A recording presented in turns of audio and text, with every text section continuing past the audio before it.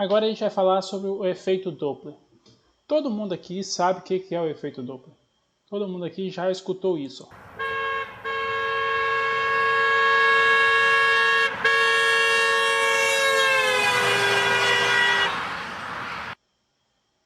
Percebeu o que aconteceu? Isso aqui é o som de um carro vindo buzinando na direção de alguém que tá parado na rua, digamos assim. Ou alguém que está caminhando na rua, né? Mas a fonte, que é a emissora do som, está vindo. Perceba que vem um som bem agudo. Aí quando um passa pelo outro, a frequência do som muda. Antes estava em Lá, digamos, aí de repente cai para um Lá sustenido. Né? Dá uma mudança no som. Certo? Por que isso na verdade, a diminuição da frequência. Né? Por que isso ocorre?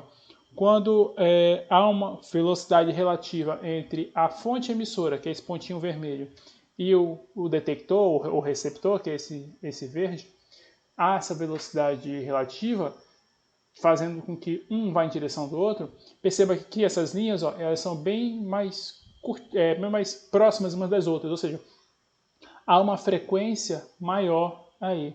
Aí quando um passa pelo outro, a fonte sonora está em movimento, né, se deslocando, então os intervalos da frequência com que a onda vai sendo emitida, elas acabam sendo mais espaçados, ou seja, vai haver uma diminuição da frequência que vai ser detectada pelo receptor. Então, por isso que há a mudança no som que se aprecia, né, no som que a gente vai, pega e escuta. Como é que agudo, bem forte e forte, frequência alta, aí passa um pelo outro, tem essa mudança. Então, assim, essa frequência, né, que está sendo detectada, né, ela vai ser igual à frequência que está sendo emitida, vezes essa diferença aqui, essa razão aqui, entre a velocidade com qual o som está com a velocidade do som no ar, né, com a velocidade do detector, ou da pessoa que está andando lá, e a velocidade da fonte, né, que está emitindo o som. Fazendo esse balanço, a gente consegue detectar essa frequência, né, que está sendo detectada. Detectar a frequência sendo detectada, tudo bem. A gente consegue medir essa frequência sendo detectada. Isso é o que a gente chama de efeito Doppler.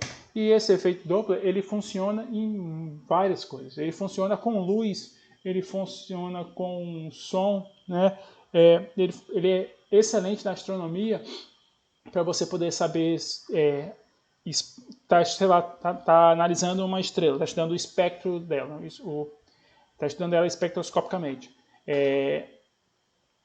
Esse astro, quando ele está se aproximando, está vindo na sua direção, ele tem um desvio da luz dele indo para o lado do azul. Quando esse astro está se afastando da gente, está indo para mais longe da gente, ele tem um desvio para o vermelho.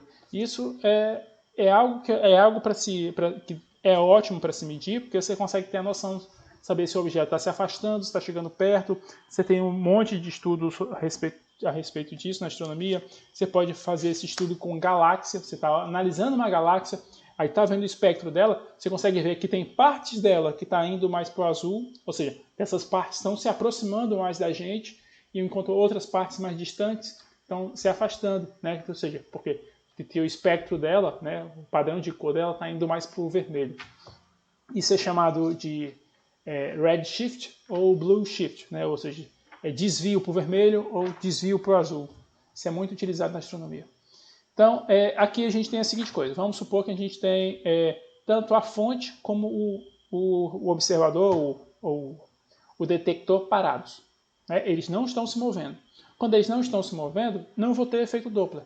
Né? A frequência que vai ser medida vai ser a velocidade do som dividido por lambda, porque eles estão parados um em relação ao outro. Então, não tem efeito Doppler.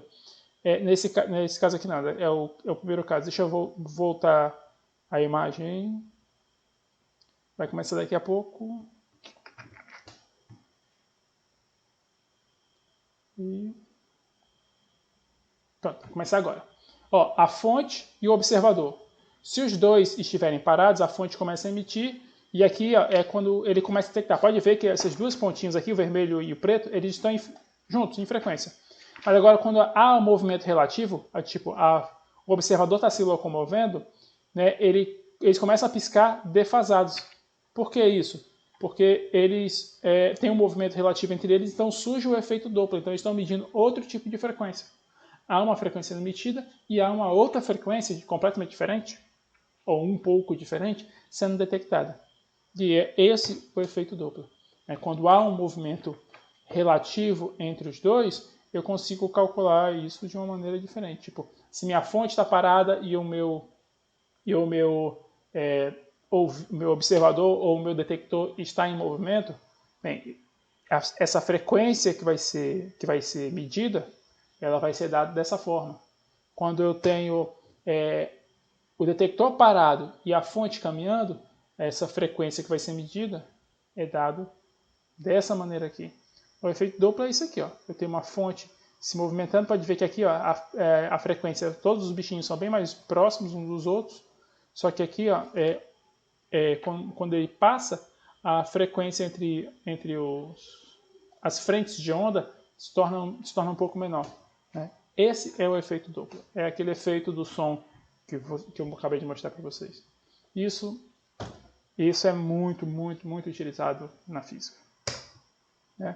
Mas quem é esse tal Doppler? Christian Doppler nasceu em 1803 e morreu em 1853, morreu aos 49 anos de tuberculose. Ele foi um físico austríaco, né? E a prova desse efeito Doppler, né? Como isso se dá, foi um dos trabalhos que ele publicou. Né? Ele teve uma vida um pouco sofrida, né? Demorou muito para ele poder se colocar como professor de uma universidade ou professor de um colégio. Ele se formou, tudo tal, mas acabou tendo que trabalhar alguns anos fora da academia até que finalmente ele conseguiu uma posição e teve que trabalhar que nem um louco, tanto que trabalhava com salas apertadas, com um monte de gente, né, para atender, e tanto que acabou tendo tuberculose. Né? Naquela época, tuberculose estava muito associado a isso, a estar em local insalubre, né? Com pouca circulação de ar, com muita gente junta, alguém está doente, tosse, você pega a bactéria e pode morrer. Hoje em dia, todo mundo que nasceu depois de 1900 eu acho que depois de 1980, né, depois de 80 e pouco, que eu acho que a partir da criação do SUS em 90, 91, todo mundo tomou vacina contra a tuberculose, mas mesmo assim a bactéria ainda preocupa quem é mais antigo. Né?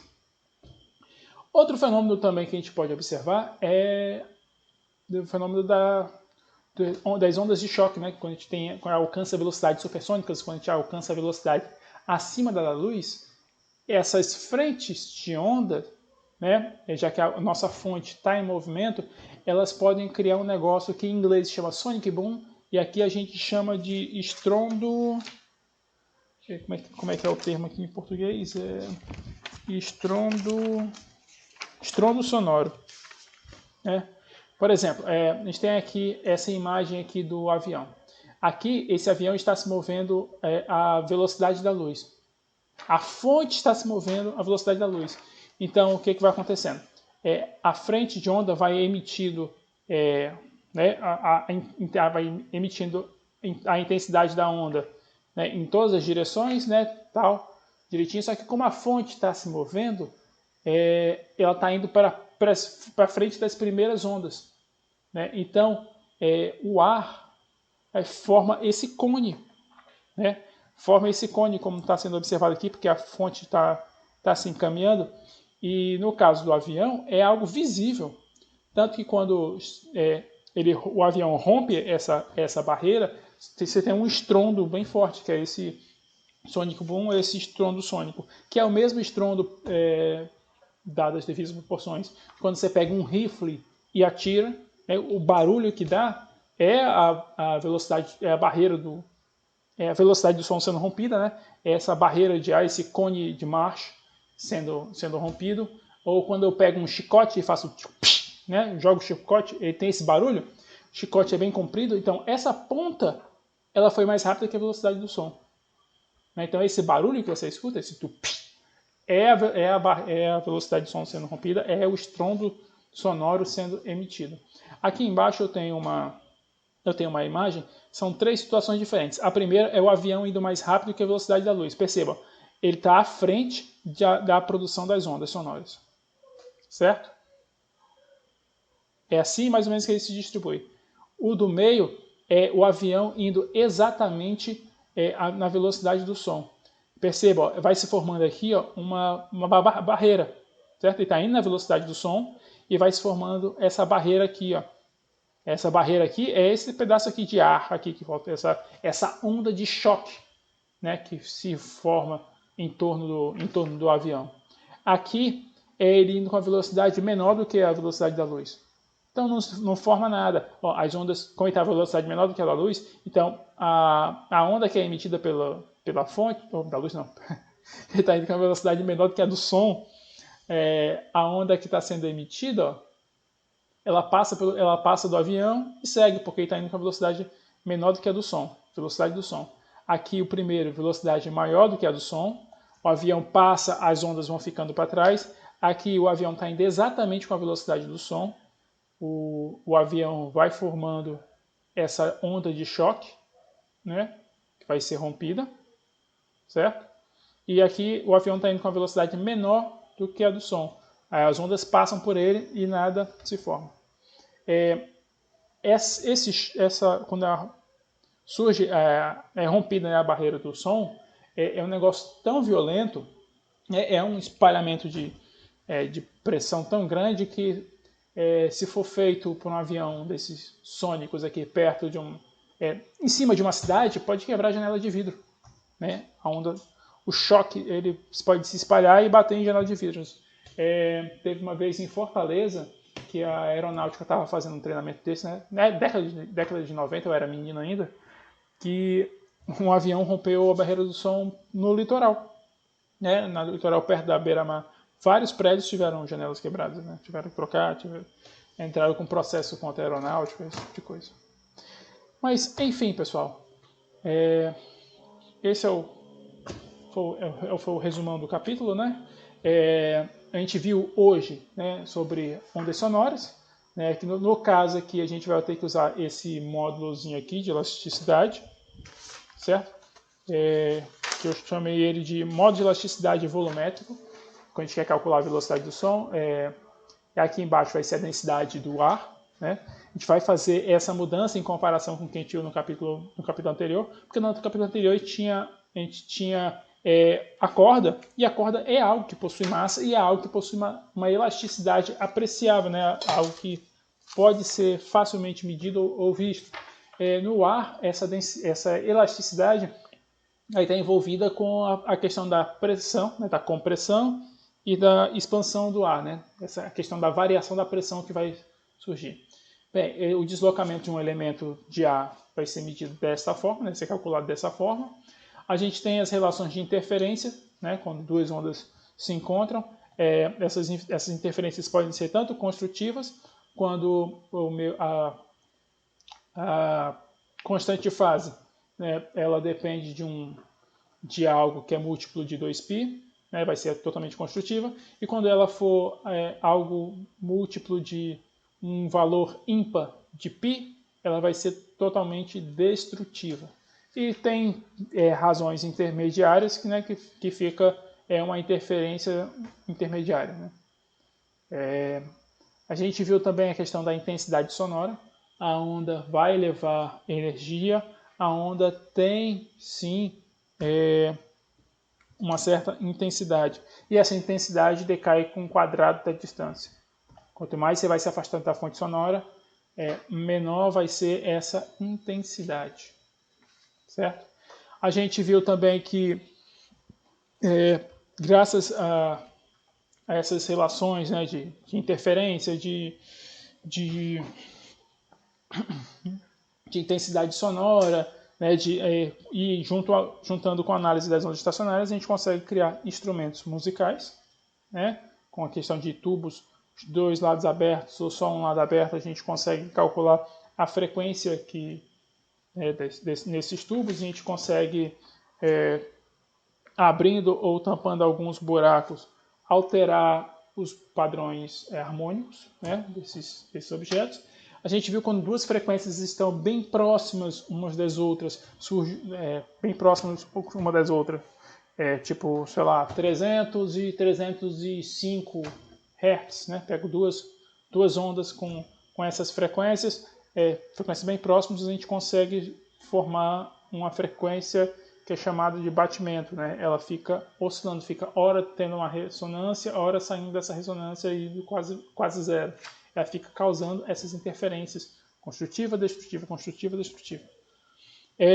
A gente também tem um efeito Doppler, né? Que é o efeito de quando a gente tem ou a fonte ou o detector, né? O observador em movimento relativo à fonte, a gente consegue detectar essa variação na frequência, né? Primeiro a gente vai escutando uma frequência bem alta e quando passa a frequência diminui.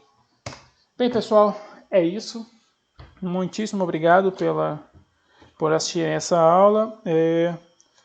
Com isso a gente encerra a segunda unidade. A presença será aquelas duas tarefas, certo? Aquelas duas deduções.